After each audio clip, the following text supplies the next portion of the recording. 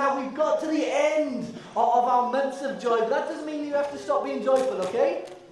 Okay, just because we're going into March doesn't mean that you have to ease off on the joy, but keep it going strong, won't you? And I want to just recap briefly. We looked to start off with how Jesus, as he was going to the cross, he wanted to teach his disciples about joy, all the things that he could have taught them, but he wanted to get across to them the point that joy in your life, disciples, is important. And I want to say to everyone here who can hear me this morning, joy in your life is important. It's important for a number of reasons. One of them, this is only one, but one reason. In Psalm 51, David says this, Lord, restore to me the joy of my salvation so that sinners would turn to you. And do you know what? We sometimes think about evangelism projects and this course and that course. You are the best witness for Jesus, or could I say maybe the worst witness for Jesus, in your circumstance where you are. I was talking with Gemma just a couple of weeks ago about this, and she just told me the story again of how she became a Christian. And she said, Rob, I was going to a nursery group that was connected with a church. I was we were going along to it, and she realized that the people there carried a joy. They carried a joy in them that no one else had, none of her friends had, none of her family had, and it was the joy in their lives that drew her to Jesus. I want to say, if you turn up to work miserable, is anyone else going to want to follow Jesus in your workplace? If you are the one in your family who is downcast all the time and beaten up in this, do you think anyone who's not in your family would want to come along to church with you? Think, I've got enough problems of my own, thank you very much.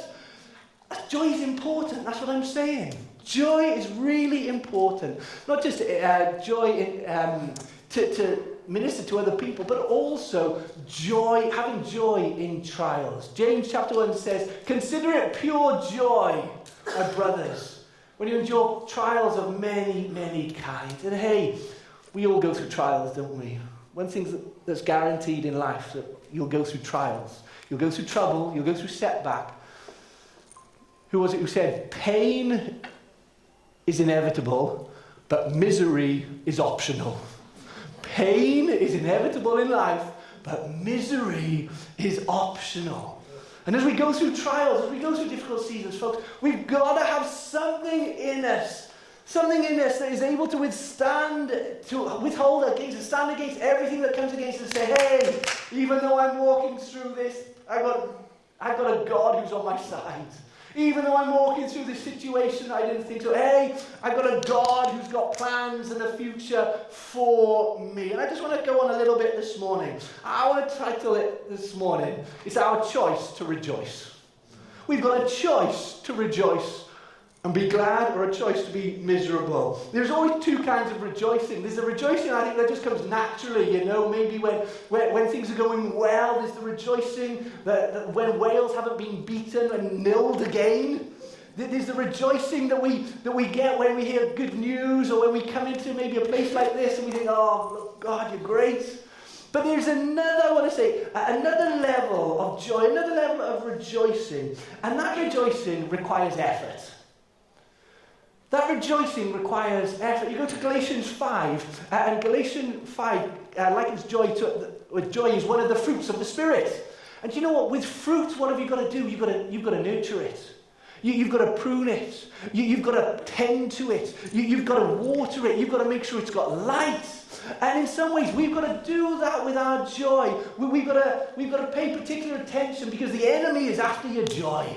The enemy is out to steal it. And we want to look at that this morning. The joy that takes effort. The joy that takes grit. The joy that takes us, hey, come on. Ooh. Finding something deep in our heart that says, hey, I'm not going to lose my joy in this situation. And so I want to look at three people this morning, just that hopefully we can learn a little bit from them. First person I'm going to turn to is Paul. Paul wrote a letter to the Philippines, an epistle to the Philippines, and it's actually known in some circles as the epistle of joy, because in the book of Philippians, joy is used 5 times, Rejoicing, Paul talks about 11 times, and it's not all that long. The book isn't that long, but let me go in and put here what he says to the Philippian church. Hopefully it'll come up on the screen anytime now. Joy, oh, there you go, joy again. It says this in Philippians 4, verse 4. Rejoice in the Lord always. I will say it again. Rejoice. Shall we say that all together? After 3. 1, 2, 3. Rejoice in the Lord always. I will say it again. Rejoice. He's already said it once in Philippians. He says it in 3 verse 1. Finally, my brothers, rejoice in the Lord. And I just wonder, why did Paul have to give the Philippian church a command to be joyful? A command to rejoice? I reckon he gave it to them because they needed to be told. They needed to know, hey, whatever you're going through, you need to rejoice. Whatever you're going through, you need to know that rejoicing in God is going to do something for your souls. If you ever learned to drive, anyone here learned to drive? It's probably most of you in this place, I know. And I can remember as I started my lessons with David Thomas, the old driving instructor, yes, some of you have had him. I passed first time, I wanted to know. I passed first time. But he started telling me all these different things. He told me I had to use that mirror over there. He told me I had to look in that mirror up there. He told me I had to check for my blind spots. And he was giving me all these instructions. And I thought, my dad told me I didn't have to do all this when he was teaching me. I didn't think it was this hard. You know, everyone else who had been in the car with doesn't have to follow these instructions. How come I have to follow these instructions? You see, he knew that I had to follow instructions because I was facing a test. I was coming up to face a test where I wanted to pass it. And Paul, I think, wanted to get something across to the church in Philippi that, hey, you need to be a rejoicing church because you're not doing it at the moment.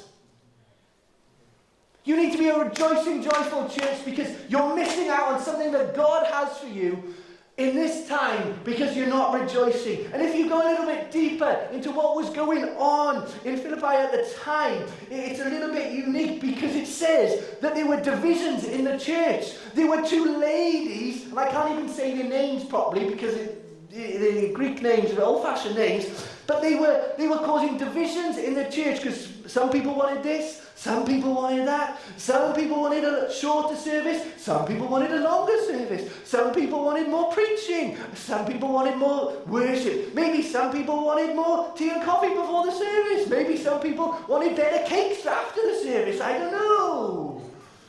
But there was division in the church. And Paul, interestingly, doesn't correct them. He says, oh, you lot who are arguing about this and that. He doesn't do that. He just tells them to rejoice. He says, rejoice in the Lord. In other words, he says, come on, grow up a bit. Move on. Rejoice in the Lord. Do you know what you've got if you've got Jesus? Do you know what you've got if you've got the Lord with you? Do you know what you've got? I think it's interesting as well because at this time Paul most probably was writing from prison and yet he was telling people to rejoice. He was writing while being chained and yet he was still telling other people to rejoice. The things that probably should have kept Paul from writing about joy, Paul used and flipped it on his head to say, hey, I'm going to use this as my reason to motivate you. I'm going to use this, although I'm shackled, although I'm in prison for the gospel, I'm going to use these things that should have kept me down, should have kept me bound. And hey, I'm going to encourage other people to rejoice. Can you imagine if you did that? All the things that at the moment are maybe causing you to get miserable. All the things in your life that you think, oh, this hasn't happened. All the things in your life that you thought, this didn't work out the way I thought it would. Those things that perhaps just kept you downbeat and discouraged and living in despair.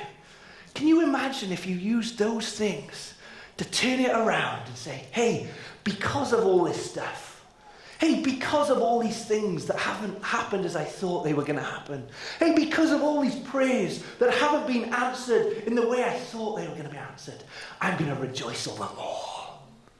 I'm going to rejoice all the more. And I'm going to use it. What the enemy meant to harm me. Was it Joseph who says that in the book of Exodus? Or Genesis? What the enemy meant for evil, God used for good. God used for good. I put down here, rejoicing does not come naturally, it's a choice. And do you know what? Very often in life we're at crossroads. Very often in life we're at decision points where we don't know what to do.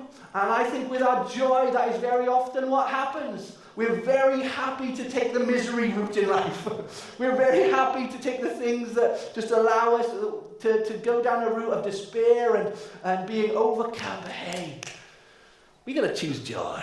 Turn to the person next to you and just say, choose joy this month.